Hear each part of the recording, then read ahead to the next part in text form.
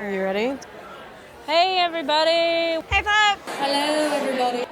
People in the back. Welcome, everybody. Welcome to the Inner Loop. Welcome, everybody. Welcome to the Inner Loop. Without further ado. Okay, so without further ado, we're going to get started. We should get started. We're Yeah. rambling. I'm rambling. We're going to get started.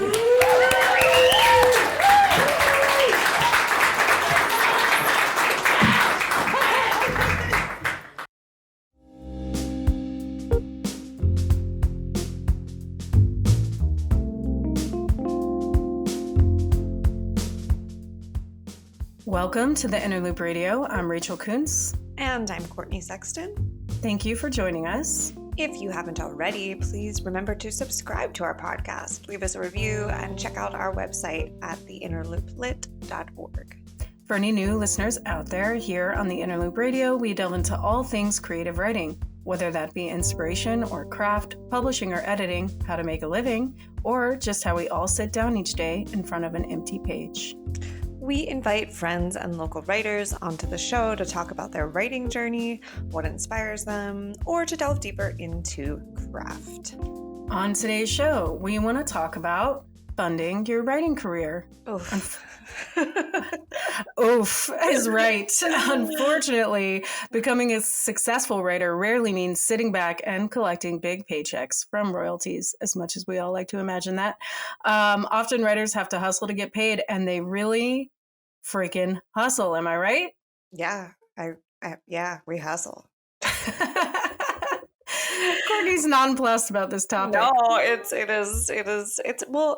hard, right? Because part of it is it's a lifestyle, and part of it is, you like love to hate it, but part of it is by choice. Because I think there's something that goes hand in hand with writers. Like half the time we want to be lying in a field somewhere, getting artistic inspiration. But the other half of the time you're like, nah, I gotta be out in the world. I gotta do stuff. I gotta experience stuff. I gotta da-da-da-da. I need constant stimulation for my brain. So that feeds this hustle. And it's I don't know. I feel like that's how I operate anyway. No, I think that's so true. I feel like I have this conversation all the time with other writers who work sort of in the writing world, whether that be teaching or writing professionally, either in the news or comm stuff, writing related careers. And I have a parallel career that doesn't really have much to do with writing, and so I feel like we always have this conversation about which one's better. Is it better to be entrenched in writing all the time, or is it better to sort of oscillate in between writing and non-writing? Because we always worry about burnout and feeling all my creative energy has been sucked out of me. And I think, I've been seeing stuff, in the world that sort of tries to combat that outlook on creative energy, that actually the more you use, the more you have, and is teaching and using writing all the time exercising a muscle that then gets stronger when you go to write your own stuff, or are you depleting a limited reserve? Yeah. I feel as with anything, I feel it's a little bit of both. Having been in the comms world and teaching world, there are days when you do really draw inspiration there, and there are days when it's not. I think a bigger problem that we run into is trying to monetize all of our creative pursuits. So I am so guilty of this, wherein even I'm involved with a lot of visual artists for various things, and I'm how can I make this a paid gig, which that is where I think you start to suck out some of the joy. You suck out the joy. That's what this whole episode is about.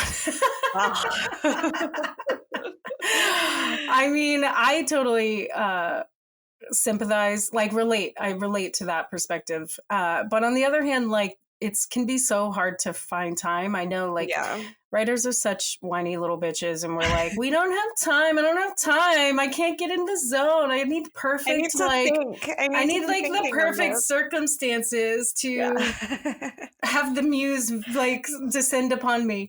It's like pandas trying to have a baby. Like, it's like all things must be exactly Oh my correct. god. Yeah. But on the other hand, you need deadlines, and if you apply for grants that support a project that you really care about, that you Yeah. want to write, then you are not only getting paid, but you have that built-in deadline where you kind of have to like Totally. force yourself to just do it. Just do it. It also And helps structure whatever the project is, right? Because you have to really, for exactly. grants especially, you have to really articulate what it is that you're setting out to do. And that helps clear the muddle in your brain that is often Absolutely. the thing that like keeps you inert. Absolutely. Absolutely. Also, you can like apply for prizes for your writing Yep. to either then go on to be like have your book published or to have poems published in a magazine. All of that is like paid gigs, and also is sort of the end goal of this whole writing enterprise, right? Is to Is be it read. though? It's not to be Oh, to published. be read. Yeah. For sure. For sure. I was like, are we all trying to make money off of writing? I don't know if that is the case. Not necessarily, but I think it helps. I'm not saying, yeah, no, it definitely helps. It's just like, the romantics in us are like, no, I just write because it's my art. Yeah, well, Um, we're not all independently wealthy, so I no, feel like, unfortunately, no. yeah, unfortunately not. I've had some good professional writing gigs though that have been like completely off topic from anything I would write about creatively. But in in both being paid to do it and like being paid your worth to do it bolsters your confidence to write outside of the working world too. Um, Mhm.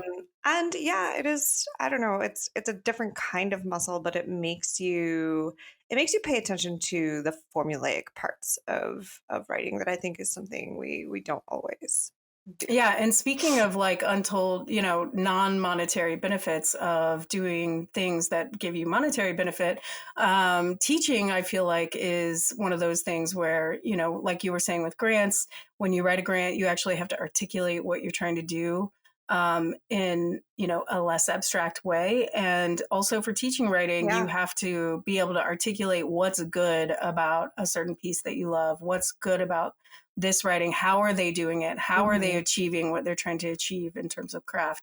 So I feel like even though you seem to be like a cynic about making money from writing, it all feeds back into itself. Yes, and that is how I make money. So, that is my career. I feel like we should invite our next guest on because I need a less cynical point of view on this All right, I feel subject. that. Coming up, we'll hear from poet, writer, and cultural worker Abdul Ali. Stay tuned.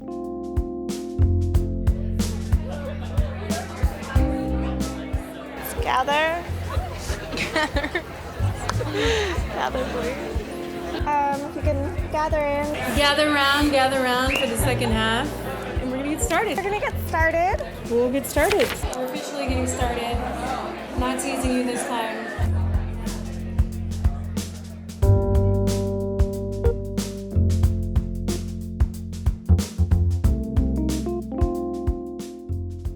Welcome back to the Interloop Radio. We've been discussing ways to fund your writing career, and now we'd like to welcome Abdul Ali, poet, writer, and cultural worker.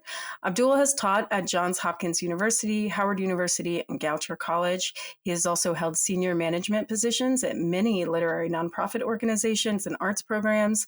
He's served on the board of the Hurston Wright Foundation. He's a volunteer leader with the Baltimore-based organization Thread, which serves academically challenged young people in the Baltimore City Public Schools. And he is the recipient of the 2019 Ruby Grant from the Robert Deutsch Foundation and the author of the award-winning poetry collection, Trouble Sleeping. Welcome, Abdul. Wow. Wow. It's so good to be here. Thank you, Rachel, Courtney. Yeah. So I don't always read the full bios of our Yeah, guests but on the show, but I really felt your bio demonstrates how many pots you got going on once on the stove of your writing career. So uh, tell us, how do you keep up with everything? how do not burn stuff? So I don't know that I think about it very much. It's kind of Mhm. like, when you come from a working class background, it's kind of like there's this voice in the back of your head thinking like, "What the hell are you doing messing around with art?" Who do you think Hmm. you are messing around with art? You don't have Hmm.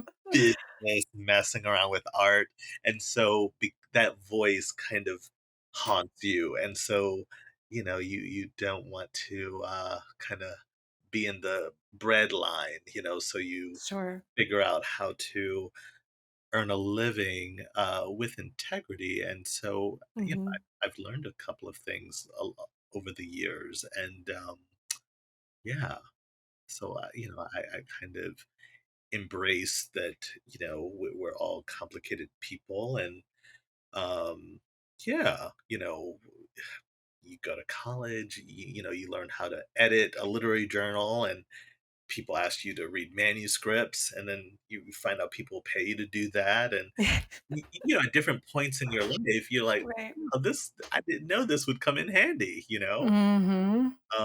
And so I guess I'm just on this roller coaster, you know?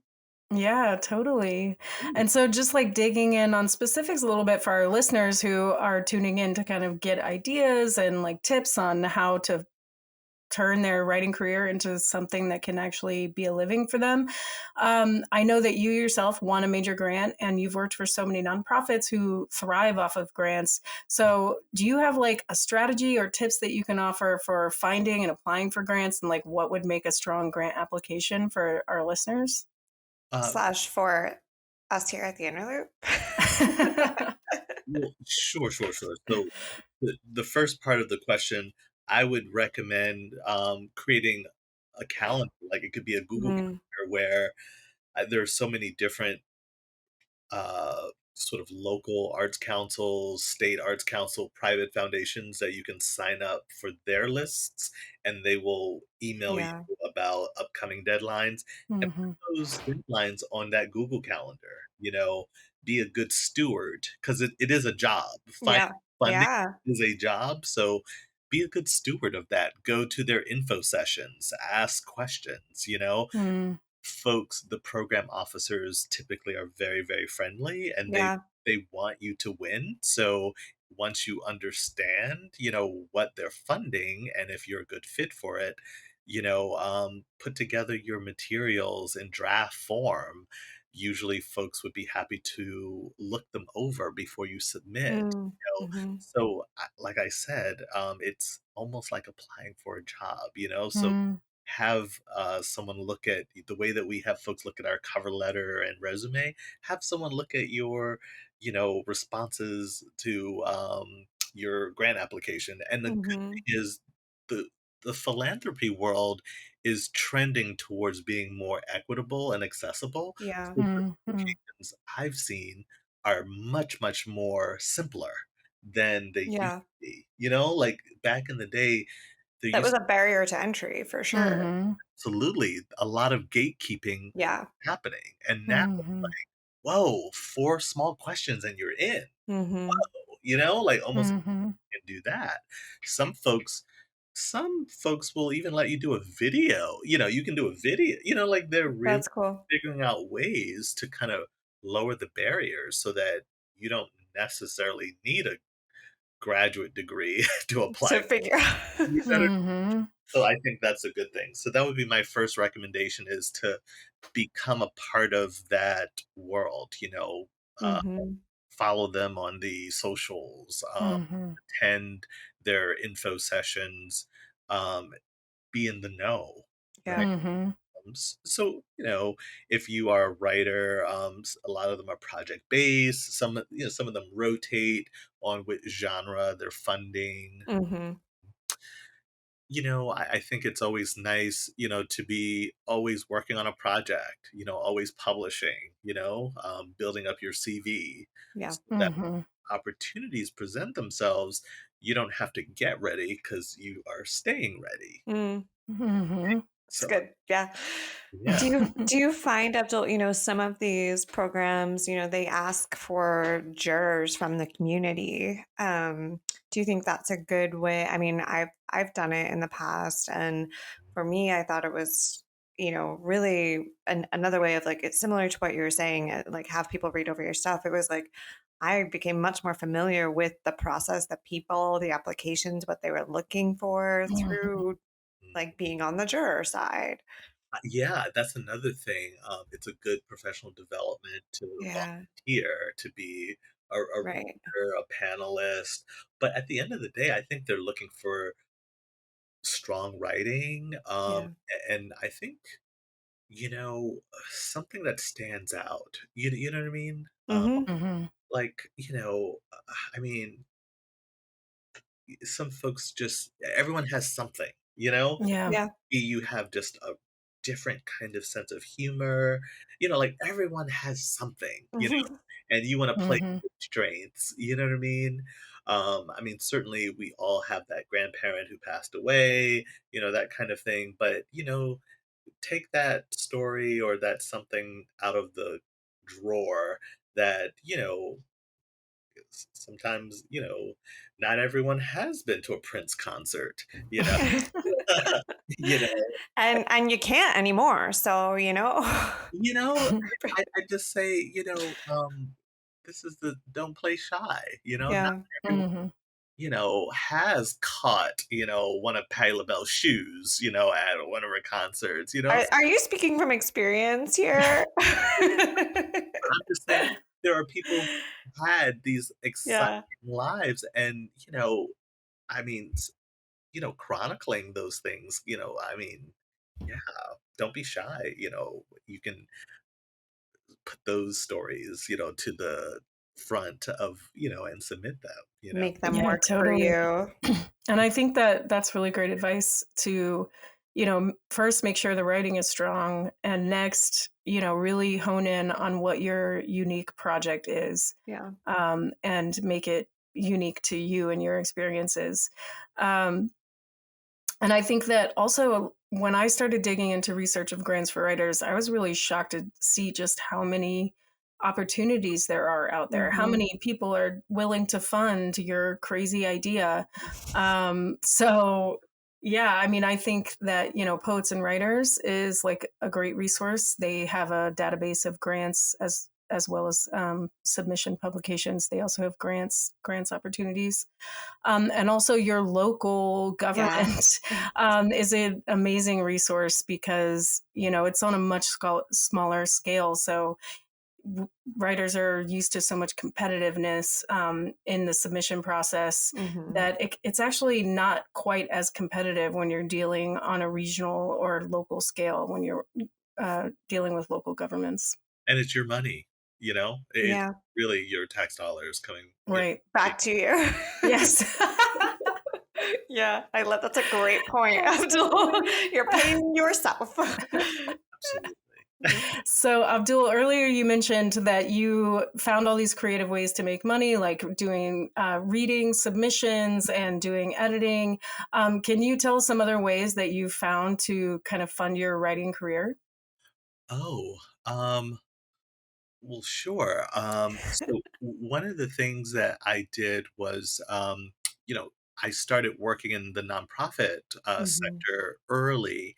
And so, me being a naturally curious person, I wanted to know all of the parts of what makes a nonprofit tick and Mm, thrive. And Mhm. so I was able to start consulting early on, mm, from not just with grant writing, but you know, I'm aging myself a little bit, but social media started Mhm. when I was in college. Mhm. So I remember being hired as a communications officer around the time we launched our first Twitter account, Mhm. mm, having to create a voice for our institution, and so being, in that front row seat, was really exciting. You know what I mean? Uh, Thinking about conflict on boards, Yeah. and just kind of observing what that was like. Working in predominantly white organizations and also predominantly, I guess, what some black led organizations and how those operate very different. Differently. Hmm. And so, without even knowing what I was doing in my 20s, this helped me to be able to kind of launch my own consultancy so that Hmm. I would be in a position to be able to help startup organizations and also entrepreneurs who are looking to, who wanted to start their own stuff and hang their own shingle. And then I was in a position to say, oh, well, have you written a business plan? Hmm. Why do I need to do that? I already know what I need to do. And I'm like, no, you'd be surprised how planning could save you a whole lot of heartache, Hmm. right? You fail to plan, you plan to fail. You're full of these like great maxims. So I would say consulting has helped me throughout my professional career because whether Hmm. I had a 9 to 5 or not, I've always had opportunities come my way where someone may have had a capacity challenge and there was like, Abdul, do you think you might be able to help me? I'm working on a project. And I, even if I had 5 or 10 extra hours, and I also was a young parent, so I've always needed extra something. And I'm like, sure, I can help you with that, you know. Yeah. Hmm. So that I think has really helped me, just kind of understanding how, at least theoretically, things are supposed to work, right? Yeah. So like you're I'm putting words in your mouth, but like your advice would be to ask questions, stay curious, like figure out like where you fit into a bigger picture of something that you can then, Yeah, turn into a skill that there's demand for. absolutely. And don't, sometimes as writers, I think we sometimes play it safe and shy. Hmm. We think, well, all I know how to do is write poems. And it's like, Yeah. minute, you have to know some things to write some things. Yeah. So, don't play yourself short, play yourself small. If you're a novelist or a short story writer, you got to know about a lot of different things to be able to write about those things. So Yeah. don't play yourself small, So Yeah. I would, Yeah. yeah, I would I'm definitely, glad. Yeah, I'm glad you put it that way that you have to know some things to write some things. Yeah. Because one of the questions I wanted to ask you, Abdul, is you have all these different things going on. You work with nonprofits, teach workshops, you teach at universities, you even work with underprivileged children. How have you found that all of those different things work into your actual creative work as a poet? yeah. So I think being a creative, it really is about living, Mm. right? Hmm. Because I think when I sit down to write, I am, I don't know about you all, but when I was a kid, I grew up in New York and I was that odd kid who would run outside with the mason jars and Oh try to yeah, catch those for fireflies. sure. And I feel like that is a good metaphor for what we do as creative writers. We're trying to capture real life Fireflies. and distill it, right, Make it glow. on the page. Yeah. Love And it. all of those life experiences, all of that lived experience, all of that witnessing, um, it adds to the canvas. It makes those colors more vivid. It gives the work more legitimacy. When I do my Mhm. readings and someone pulls me to the corner and they're like, I know exactly what you're talking about. That lets me know I'm doing the work. Mm. Yeah. For someone to for the work to resonate with Mhm. folks, because we can't live in an ivy tower and bear witness to the Yeah. world around us. We have to be a part of the world. We can't Yeah. be afraid of the world. We have to be a part of it. We have to roll up our sleeves. We have to, yeah. I mean, to be human, nothing can be alien to us, right? Mm, In order for us to mhm. write about it, to feel about Yeah. it, to tell the truth. So that's how I see it. Wonderful. I would Love love that. to hear a couple of poems with all of that in mind. Oh, okay. Okay. This poem that I'm going to share with you is I am aging myself. I remember the Twin Towers, Yeah. World Trade Center, when there was a movie theater in World. Yeah. It was such a place where I would my mom and I, we were actually going through there to go see a movie, and we ran into my dad. It was like a weird thing. It was like a weird thing. Okay, so this is called Amistad. That was the name of the film that was playing. I remember that. Yeah. Amistad. My father and I run into each other at the edge of Lower Manhattan, World Trade Center, where there's a movie house. We tiptoe down the slope, making our way to our seats. We don't exchange pleasantries. Cinque is stolen from his native land. A body of water separates Cinque from his home. We have front row seats inside the belly of the ship. History so close it hums. The rush of water now spilling in my lap. I close my eyes, blink, water breaking through the screen, water rising from the floor. How the past revolts against the present. I lift both feet. We're in this together. Our own Amistad, headed somewhere, a meeting place, captive. Hmm. So I have a very complicated relationship with my dad. So It sounds like Yeah, it. it's I thought it clear. was very apropos and interesting that we bumped into each other and we went to see this movie and Yeah. so all these really interesting things. Hmm. All right, one more poem. So it's interesting. So Rachel, you're at what's the The name? porches. The Porches. So I was at I'm trying to think.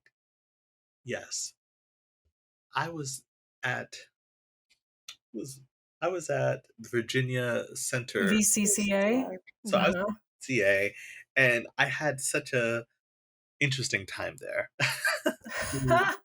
And I say interesting in quotes because, like, oh my god, like, I don't know, like, it was like Octavia Butler, like all these weird things were happening when I was there, like, they were doing work, but there wasn't like a lamp. So coming from my writing studio, like there was this metal thing sticking out the ground, and I scarred my leg. Oh It was just all these weird things, and so I'm gonna read this poem. This summer, you leave the city every chance you get.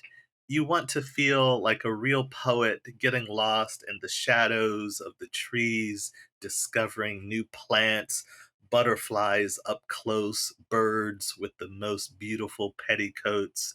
You arrive with pencil and paper, ready to document the landscape, open green spaces, southernness, a world you did not grow up in. Yet you are intrigued. It has claimed parts of your history. As a writer, you wish to hold it by its neck and claim it so it doesn't control your present. Foolish poet, you arrive at retreat after retreat only to discover that there is no retreating from history. No Mm. no withdrawing behind enemy lines, no rewind button or fast forward. Whatever you are running from, across the mirror of time, its ghost is running towards you. Mm, mhm. Mhm. Wow. really resonates. Yeah, so those are the things that I've been thinking a lot about, like sort of the ghosts of history Yeah. that find its way in the present. Mm-hmm. Yeah, I feel I, like that's a really important subject that you really articulated well. oh, He's like, thank you. No, it's true. It's true. I mean, and I think we're all kind of contending with that as we are Trying, yeah. thinking about sort of what's happening to our planet. And I mean, on all planes, we're Mm-hmm. conversations. And Yeah. yeah, it's a thing. Mm-hmm. Well, this has been such a great discussion. Abdul, thank you so much for chatting with us. Absolutely. Thanks for having me. And I hope that, thank you for, the beloved community that you all are Yeah. sharing with. I mean, it's just a fabulous reading series and podcast. I'm so appreciative of what you all are doing. Thank you. Thanks. You can learn more about Abdul and all the great work he's doing and sign up for his mailing list at abdulali.net. Abdul, will you stick around for a little writing game? Fun? Well, I will. He says, I will. Awesome. Well, up next, we will profess our love to money. Stay tuned.